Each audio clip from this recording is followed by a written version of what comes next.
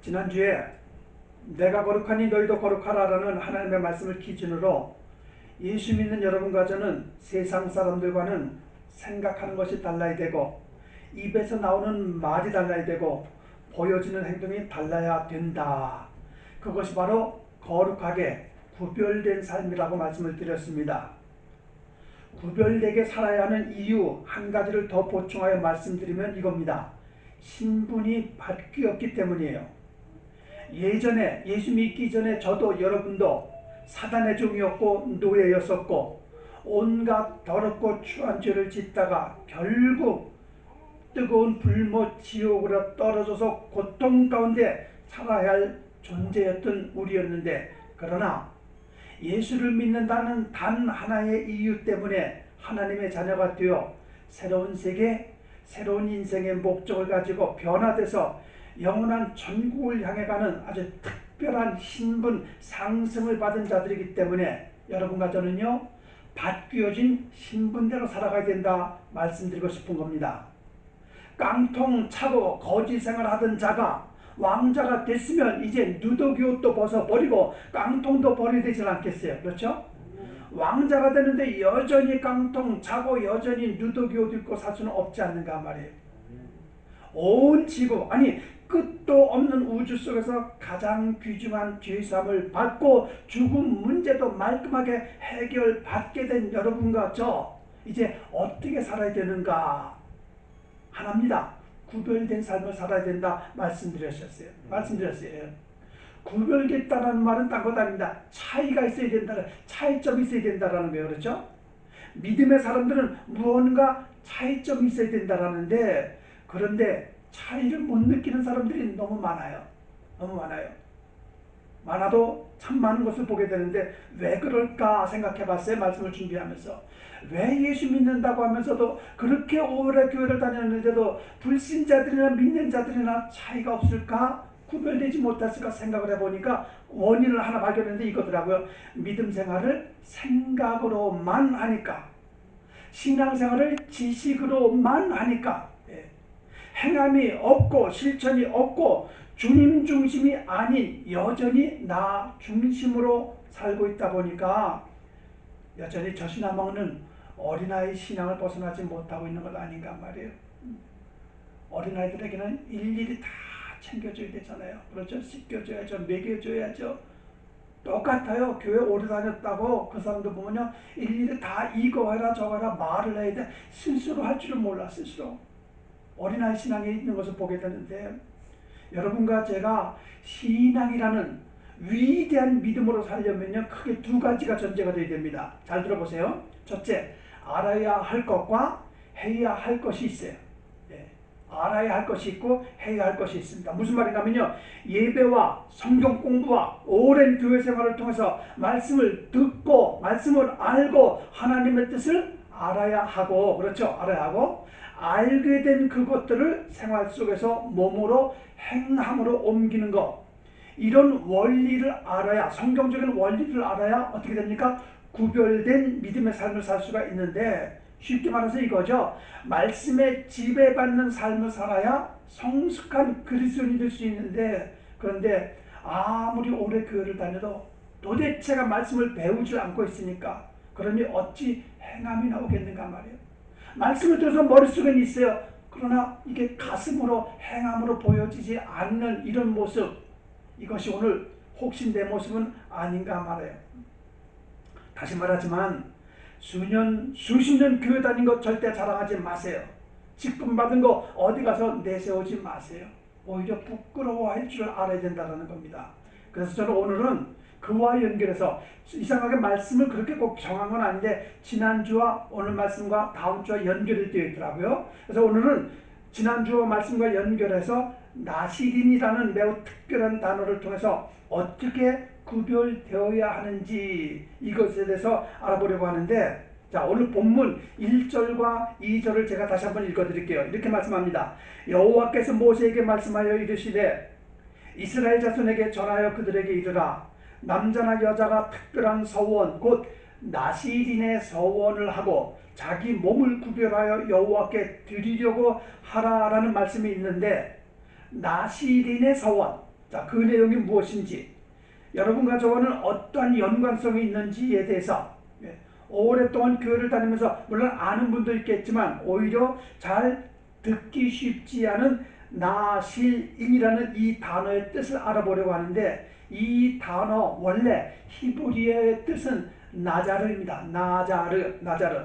거기서 파생된 말인데, 구별하다, 헌신하다, 봉헌하다라는 의미를 가지고 있는데, 성경에서 말하는 나실인은요, 두 종류가 있어요. 두 종류. 하나는 출생 전부터 나실인으로 헌신되어서 출생한 자가 있는가 하면, 반대로 받은 은혜가 너무 크고 감사해서 남은 생애를 주님을 위해서 드리겠다라고 후천적으로 서원한 나실인이 있는데, 소위 성경에서 말하는 대표적인 나실인이라고 불리던 두 명을 알아보면서 정확한 나실인의 뜻, 그리고 그들에게는 어떤 구별된 삶을 원하시는지, 이것에 대해서 좀 말씀드리려고 합니다. 자, 첫 번째로 알아볼 사람, 그 유명한 사사기 13장에 등장하는 삼손입니다.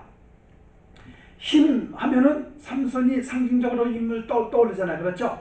오죽하면 튼튼하고 질긴 가방 이름을 샘소나이트라고 하셨잖아요. 여러분 집에도 아마 한두 개씩은 샘소나이트 가방이 있을 터인데, 아마 그것 때문에 지지는 않았나, 이건 제 생각입니다만은, 어떻든 동시대에 한 획을 그었던 삼손, 그 삼손이 태어났던 시대가 어떤 시대였는가 잠깐 설명을 드리면 이렇습니다.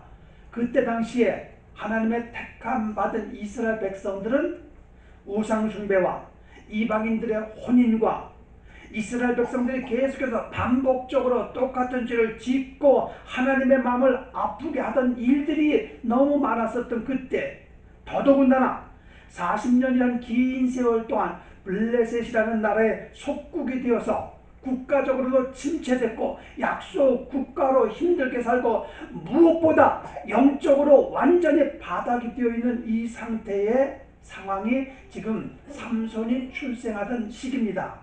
마침 그때 단지파에 마노아라는 사람이 있었는데, 이 사람이 그 부인이 아이를 낳지 못하는 불임 여성이에요. 불임 여성. 아이를 낳지 못했는데 그때 천사가 그에게 찾아옵니다. 이렇게 말씀합니다. 여호와의 사자가 그 여인에게 나타나서 그에게 이르시되, 보라, 네가 본래 임신하지 못함으로 출산하지 못하였으나 이제 임신하여 아들을 낳으리니 이 아이는 나옴으로부터 하나님께 바쳐진 나실인이 됨이라 라고 사사기 13장에 나와 있어요. 직접적으로 나실인이다 라고 지칭하는 사람은 성경에서 이 사람밖에 없어요. 이 사람밖에, 삼손뿐인데, 이 아이는 출생 전부터 하나님께 바쳐진 사람으로 불릴 정도로 택함받은 매우 특별한 나실인으로 출생을 하게 됩니다. 자, 그런데 특별하게 출생을 했으면 특별하게 맡겨진 사명대로 살아야 된다라는 것이 우리가 알아야 되는 것인데, 삼손은 어땠습니까? 우리가 잘 아는 그대로 어땠어요? 힘자랑하기 바빴죠. 여자에 빠져서 정욕을 이기지 못하는 실패의 삶을 살았고요. 사명을 상실한 채로 살게 되었고요. 도저히 영적인 부분이라고 찾아볼 수가 없는 그의 삶을 우리가 발견하게 되고요. 그렇게 살다 보니까 어떻게 됩니까? 두 눈이 빠지는 그 고통을 받게 되고 남은 생에 감옥에서 사는 신세가 되고 맙니다. 막연하게 상상해 보자고요. 얼마나 비참했을까요? 얼마나 불쌍했을까요? 두 눈이 뽑혔단 말이에요. 얼마나 불쌍했을까요? 인과응보란 말 아시죠? 자업자득이란 말 아시죠? 성경적인 표현으로 이걸 바꿔 말하면 뭡니까? 심는 대로 거둔다라는 만고불변의 법칙이고 진리의 말씀이 있듯이, 여러분 명심하셔야 될 것이 있어요. 자기 자랑, 정욕에 빠져서 허우적거리는 인생의 결말은 결코 좋게 끝나지 않는다라는 것 기억하셔야 됩니다. 똑같은 말이 여러분과 저에게도 적용돼요. 오늘 하루 순간순간을 믿음으로 신앙으로 살지 않고 대충 살려고 하는 그것에 대한 결산 분명히 받게 된다라는 거예요. 이것을 두렵고 떨림을 가지고 여러분 살아야 되는데, 그때 가봐서 안 했지 뭐 가보지 뭐 나중에 뭐 어떻게 되겠지. 이 어리석은 생각을 가지고 살다 보니까 다시 말씀드리지만 수년 수십 년 교회를 다녀도 어린아이 신앙에서 벗어나지 못하고 있는 것이다. 나시린으로 태어난 삼손은요, 나시린답게 구별되어 살았어야 했는데 그렇지 못했습니다. 실패했죠. 불행이었고요. 자, 그런데 반대로 성공적 인생을 살았던 또 다른 나시린이 있습니다.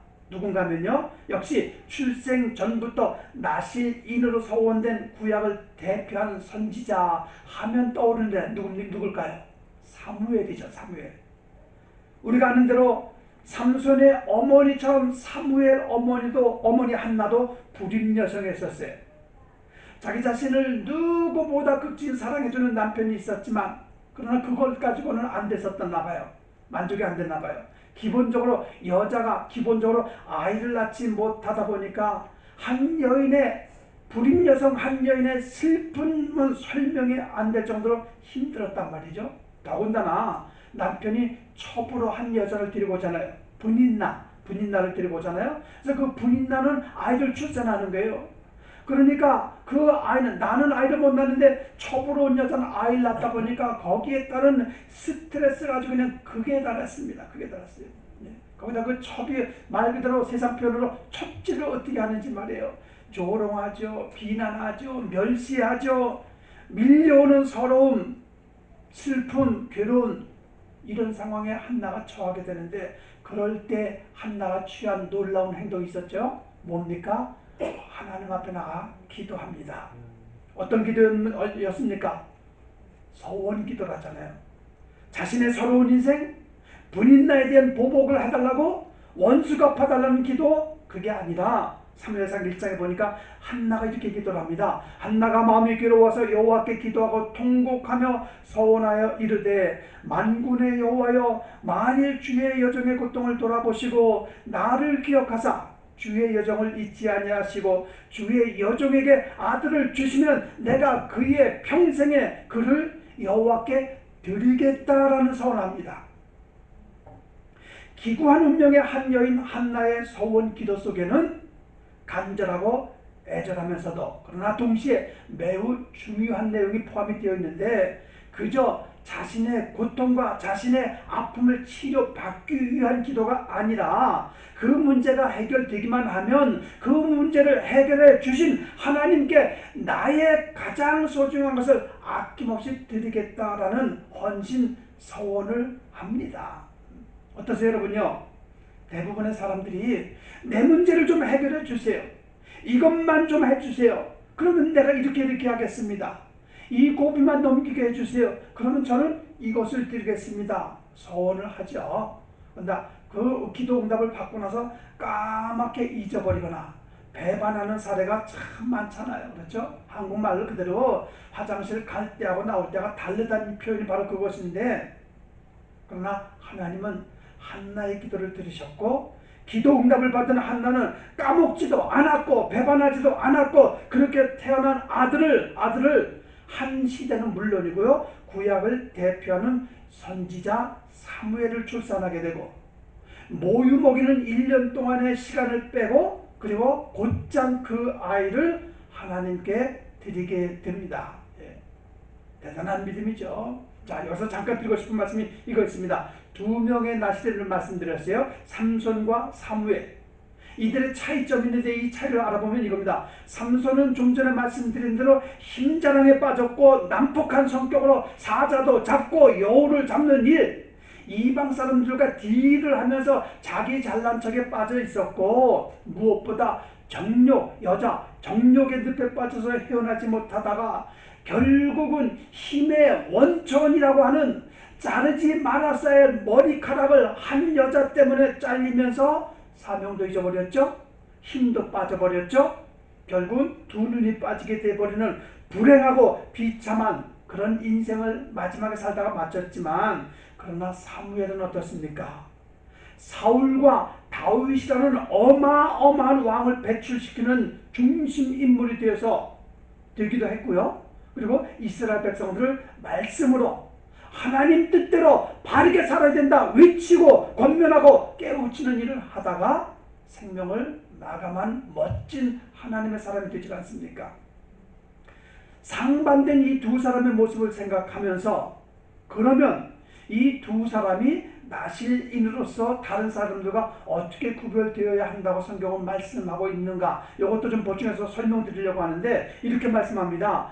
남자나 여자가 특별한 서원, 곧 나실인의 서원을 하고 자기 몸을 구별하여 여호와께 드리려고 하면, 여기 이런 말씀 있죠. 자기 몸을 구별하라는 말씀이 오늘 말씀의 중심입니다. 중심이에요. 이게 무슨 말인가 하면요, 신앙인이 신앙인다워야 되는 절대적인 것이 있어요. 뭘까요? 몸을 구별해야 되는 거예요. 여러분 명심하세요. 좀 전에 말씀드린 대로 생각으로만 신앙생활 하지 마세요. 지식적으로만 믿음생활 하려고 하지 마세요. 머리로 알고 생각으로 알게 된 그것들이 몸으로 보여지고 나타나야 한다는 말이에요. 특별히 지금 이 시대 수많은 사람들이 뭐 굳이 교회까지 갈 건 뭐 있어, 인터넷을 통해서 예배 드리면 되지, 말도 안 되는 걸 가지고 그걸 예배라고 합리화시키고 있는다고. 잘못된 거예요. 잘못된 거예요. 내 몸은 주님께서 피 흘려고 값주고 사실 이 교회에 와야 됩니다. 와야 되는 거예요. 근데 아니라는 거죠. 몸으로 신앙생활 한다는 것에 대해서 하고 싶은 얘기가 참 많은데, 너나 할 것 없이 하나님을 안다고 하나님을 믿는다 말은 그럴싸하게 하는데, 그런데 결정적인 순간에 믿음이 아닌 인간의 모습이 나타나고요, 예수 믿기 이전의 모습과 별 차이가 없이 혈기 나오고 자기 이익을 위해서 살아가는 자들, 말씀드리 계속 그것도 반복해서 말씀드리지만 여전히 어린아이 신앙에서 제자리 걸음하든지 아니면 이 핑계 저 핑계로 뒷걸음질하면서 행함이 없는 세상 불신자보다 못하게 살아가는 자들이 너무 많은 것을 발견하게 되는데, 그런 부류에 속한 자가 혹시 내가 아닌지 말이에요. 내가 아닌지 돌아보자라는 거예요. 교회를 출석하다 보면요, 몇 년이 되다 보면 자주 듣는 말이 있어요. 그게 뭔가 하면요, 6장밖에 안 되는 짧은 야고보서에만 10번을 강조할 정도로 강조하는 단어가 있는데, 그게 뭔가 하면 행함입니다. 행함. 그 중에서 대표적으로 야고보서 2장 20절에 이런 말씀이 있어요. 아, 허탄한 사람아, 행함이 없는 믿음이 헛것인 줄 알고자 하느냐. 여기 허탄한 사람아라는 이 소리를 내가 들어야 되지 않겠는가라는 말씀의 도전, 말씀의 찔림을 받아보자라는 거예요. 헛믿음 생활하고 있었던 나가 아닌지, 의미도 없고. 여러분 이 자리에 있는 의미를 알아요? 내가 왜 여기 와 있는지에 대한 건 압니까? 열매는 맺히는 삶을 살고 있습니까? 의미도 없고 열매도 없이 살아가는 그 모습이 내 모습은 아닌지 말이에요. 이 말씀을 통해서 우리가 정말 아주 그냥 뼛속까지 찔림받는 찔림의 소리를 들으셔야 돼요. 이게 나실인들이 구별해야 될 것이 3가지가 있어요. 첫째, 술을 마시지 않기로 서원해야 됩니다. 이렇게 말씀합니다. 포도주와 독주를 멀리하며 포도주의 초나 독주의 초를 마시지 말며 포도죽도 마시지 말며 라고 말씀하고 있어요. 나실인은요, 포도나무에서 나오는 모든 소산, 술과 관련된 것을 먹을 수 없게 되어 있었습니다. 맞습니다. 술은 세상의 쾌락을 상징하고 타락하게 해주는 주체가 되고 중독성이 있기에 과감하게 결단하지 않으면 끊을 수 없는 거예요. 오래 교회를 다녀도 술을 못 끊는 사람들 많이 봐요. 심지어는 제가 아는 여러 사람 중에서도 뭐 이 정도는 괜찮겠지라고 생각하면서 피곤하다고 맥주 한 잔, 뭐 색깔, 뭐 하얀 색깔은 괜찮아 라면서 와인 한 잔 정도 마시는 장로님, 목사님들 제가 몇 분 봤어요. 아닌 게 아니라 저에게도 술을 권하더라고요. 저에게 권하더라고요. 이거는 잘못됐다고 생각해요. 우리는 끊을 건 끊어야 돼요. 중독할 수가 있고, 그것 때문에 어떤 위로를 받을 수 있고 어떤 만족을 받을 수 있겠습니까? 맥주 한 캔에 피곤이 사라지고 맥주 한 캔에 예, 내 몸에 질병이 사라지는 것도 아닐진데 오히려 에베소서 5장 18절에 그렇게 말하잖아요. 술 취하지 말라 이는 방탕한 것이니 너희는 성령 충만함을 받으라라는 그 말씀대로 성도는 술로 충만하지 말고 성령으로 충만해야 됩니다. 세상 쾌락이나 재미를 포기하고 예수 믿는 재미로 교회 중심으로 예배 중심으로 살면서 재미를 느껴야 되고 술집이 아니라 성령님이 임재하시는 곳을 사모하는 삶을 살아야 돼요. 예수 믿는 자들은 멀어져야 될 걸 멀어져야 된다는 거예요. 둘째, 나시린은 머리를 자르지 않기로 소원했습니다. 자, 이 말씀이 굉장히 중요해요. 잘 들어보세요.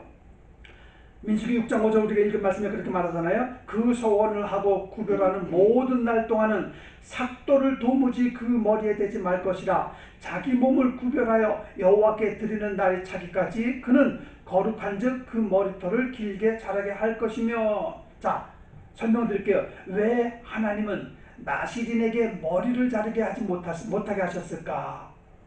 예전에는요, 머리를 보면 그 사람의 신분을 알 수가 있었습니다. 이 사람이 부자이구나, 가난하구나, 어떤 직급을 가지고 있구나, 이것을 머리를 통해서 알 수가 있었어요. 우리나라도 그런 게 있었죠. 예전에 보면은요, 예를 들어서 처녀였을 때는 그렇지 않은데 결혼을 하게 되면 결혼한 여자들은 어떻게 합니까? 뒤에 비녀를 꽂죠. 비녀 꽂은 여자들은 다 결혼을 했다라는 거예요. 처녀는 비녀를 안 꽂아요. 요즘엔 멋으로 비녀를 꽂을지 모르겠지만 예전에는 안 그랬어요. 그렇죠? 그리고 양반들은 갓을 썼습니다. 이렇게 뭔가 신분의 차이가 있었어요. 이게 뭘 의미를 하는가 하면요, 그 여자에게 남편은 주인이 있다라는 것을 표현하는 거예요. 그렇죠? 갓을 썼다라는 것은 내 직급을 사람들에게 보이고 알리는 것인데, 같은 원리인지 모르겠습니다. 나시린이 머리를 기르는 것은 하나님께서 그의 주인이라는 것을 상징하는 표예요. 나의 하나님이, 나는 하나님을 믿는다. 말씀에 순종해서 머리를 길게 기름으로 인해서 모든 생각이나 감정이나 행동이 하나님의 뜻대로 살겠다라는 헌신된 모습이 나시린이 취해야 할 구별의 것 중에 하나가 바로 그것이다라는 거죠. 참된 성도는 하나님의 주권을 인정해야 되고요, 말씀에 순종하는 자여야 한다라는 것, 이것을 우리에게 교훈해주고 있다라는 것이고요. 세 번째, 나시린은 시체를 가까이 하지 않기로 서원을 했어야 됩니다. 이렇게 말씀합니다. 자기 몸을 구별하여 여호와께 드리는 모든 날 동안은 시체를 가까이 하지 말 것이요, 그 부모 형제 자매가 죽은 때라도 그로 인하여 몸을 더럽히지 말 것이니 이는 자기 몸을 구별하여 하나님께 드리는 표가 그 머리에 있습니다. 자, 여기 또 하나 설명해야 될 중요한 말씀이 있는데 이겁니다. 인간은 어쩔 수 없이 너나 할 것 없이 죽게 되는데 그 죽게 되는 원인이 뭐죠? 죄죠. 죄의 결과로 육신의 죽음을 맞이하게 되는데, 죽으면 우리 육신은 어떻게 됩니까? 썩게 되죠. 부패가 되게 됩니다. 생명의 주관자이신 하나님을 떠난 인간은 부패된 인간이에요. 생각이 부패됐어요. 살아가는 모습이 부패됐습니다. 내 입에서 나오는 말이 상처가 되고 부패된 말만 나와요. 보여지는 행동도 그렇습니다. 보약 먹고 정기적으로 병원 정기검진하고 다이어트하고 헬스클럽 다니면서 그렇게 그냥 내가 건강하게 살겠다고 관리하던 이 육신이 안타깝게도 아쉽게도 부패된다라는 거예요. 썩어버린다라는 거예요. 그래서 무슨 얘기를 하는가? 나시린은 부패한 시체를 봐서도 안 되고 무엇보다 스스로 썩어질 육신, 부패될 육신, 부패한 삶을 살면 안 된다라는 영적 교훈이 이 속에 담겨 있는 거예요. 여러분과 제가 생각이나 말이나 행동이나 부패된 썩어 있는 것 같은 그런 냄새나는 잘못된 행동 생각하면 안 된다라는 것을 교훈해주고 있다라는 거죠. 이건 말씀과 연결해서요, 마태복음 8장에 보면 예수님의 제자 중 한 사람이 아버지를 장사하고 주님을 따르겠다라고 그런 요청을 합니다. 그럴 때 예수님이 뭐라고 말씀하십니까? 모질고 단호하게 이렇게 말씀하시죠. 죽은 자들로 죽은 자를 장사하게 하고 너는 나를 쫓으라. 어떻게 보면 너무 매정한 것 아닙니까? 너무 모진 것 아닙니까? 아니, 내 아버지 장례식도 못 치르게 합니까? 라고 말할 수가 있을지 모르겠지만 이거예요. 예수님은 죽은 시신에 얽매이지 말고 살아있는 영혼 구원에 더 신경 쓰라는 권면이에요. 썩어지는 것을 위해서 힘과 에너지를 쓰고 시간을 낭비하지 말고 실제로 영혼 살리는 그 일을 위해서, 치료하는 그 일을 위해서 에너지를 쏟아야 함을 강조하기 위해서 하신 말씀이라는 거죠. 왜 예수님께서 내 아버지 장례식을 못 치르게 하겠습니까? 그렇죠? 상징적으로 우리가 의미적으로 볼 때 죽은 영혼보다는 살아있지만 아직도 죽어가는 저 영혼들, 그들에게 더 관심을 가져라는 얘기이고, 여러분과 제가 살아있는 지금 뭘 해야 됩니까? 살아있는 육신, 그러나 영혼은 죽어 있어. 그 죽은 영혼 살리는 일을 위해서 애써야 된다라는 의미에서 여전히 살아있는 그것 때문에 우리가 안절부절하면서 그냥 거기에 어울려서 살지 말고 영혼 썩어질 부패될 이 육신보다는 영혼이 죽지 않는 그 일을 위해서 시간과 관심을 투자하라는 거예요. 그렇습니다, 여러분. 나시린 두 사람을 통해서 누가 좋고 나쁘다 평가를 하지 말고 나는 구원받은 자답게 구약의 나시린과 같은 삶을 살아가고 있는가 아닌가 라는 쪽으로 받아들이자고요. 삼손도 있지 않습니까? 그 나시린도 그렇게 그냥 부패된 삶을 살았는데 뭐 어떻습니까? 라고 합리화시키거나 억지로 끼워 맞추려고 하지 말고, 이왕이면 보세요. 삼손과 사무엘이 있으면 사무엘처럼 살려고 애를 써야지. 그렇죠? 왜 삼손과 비교해서 저 사람도 저런데요 라고 하면서 그쪽으로 따라가려고 하지 말라라는 차원 아니겠습니까? 잠시 세상에 살고 있지만 세상에 속한 삶을 살면 안 된다는 거 말씀드리고 싶은 거고요. 성별 비워야 하고 자기 몸을 구별하여 하나님 앞에 거룩해야 하는데, 자, 여기에서 하나 바로 알아야 할 것 하나 말씀드리고 싶은 게 있습니다. 굉장히 중요한 건데 이게 뭔가 하면요, 성경에도 나오지만 예전이나 또 우리 인류 역사에 지금까지 쉬지도 않고 오늘날까지 어떠한 잘못된 것들이 있는가 하면 이단 세력들이 많죠. 이단 세력들, 사이비 종교들이 많고, 근데 얼마 전에, 몇 년 전에 한국에 새로이 시작된 이단 중에 하나가 예수 믿고 구원받은 모든 자들은 사도라고 주장하는 교리가 생겼어요. 사도권. 잘못된 가르침입니다. 사도처럼 헌신되어 살자라는 말은 맞을 것 같아요. 그러나 예수 믿고 구원받았다고 해서 내가 사도라는 것은 이거는 100번 1000번 잘못된 가르침이라는 것이에요. 마찬가지예요. 여러분과 저는 분명 나시린은 아닙니다. 그렇죠? 아니에요. 그러나 예수 믿고 구원받은 모든 자들은 나시린처럼 구별된 삶을 살아야 된다는 거예요. 사무엘처럼 말이죠. 함께 봉독한 민수기 6장에서 여러분 6장을 쭉 읽어보시면요, 6장에만 여기서도 10번이나 강조하는 단어가 있어요. 똑같은 단어가 10번 나오는데 구별되이 살라라는 거, 구별되이. 근데 뭐를 구별되이 살라라는 거예요? 2절에, 4절에, 7절에, 8절에, 12절에, 13절에, 18절에, 19절에, 21절에 8번이나 똑같은 단어를 사용하며 구별하라는 것이 있는데 그게 뭘 말하는가? 자기 몸입니다. 몸. 구약의 나시린은 은혜 시대를 살고 있는 여러분과 저는 각자 자기 몸을 구별해야 돼요. 몸을. 앞서 말씀드린 대로 술, 담배, 마약, 중독성 있는 것들로부터 몸을 더럽히지 말아야 되고요. 부득이한 경우가 아니고는요, 성형수술하지 마세요. 부득이한 경우가 아니고는 성형수술하지 마세요. 미용을 위한 성형수술 저는 개인적으로 반대입니다. 그리고 문신, 이거는 뭐 설명할 것도 없이 반대죠. 성형수술, 문신, 이거 별로 그렇게 성경적은 아닌 것 같아요. 자, 저는 이런 말로 오늘 말씀을 결론을 맺으려고 하는데, 여러분 생각으로 신앙생활 하려고 하지 마세요. 성경 많이 안다는 성경 지식을 가지고 믿음 생활하지 말라 말씀드리고 싶어요.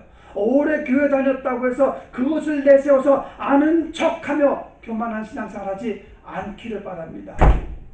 들었으면, 배웠으면, 알았으면 어떻게 됩니까? 몸으로 직접, 행함으로 직접 그것 하는 것이 신앙생활이에요.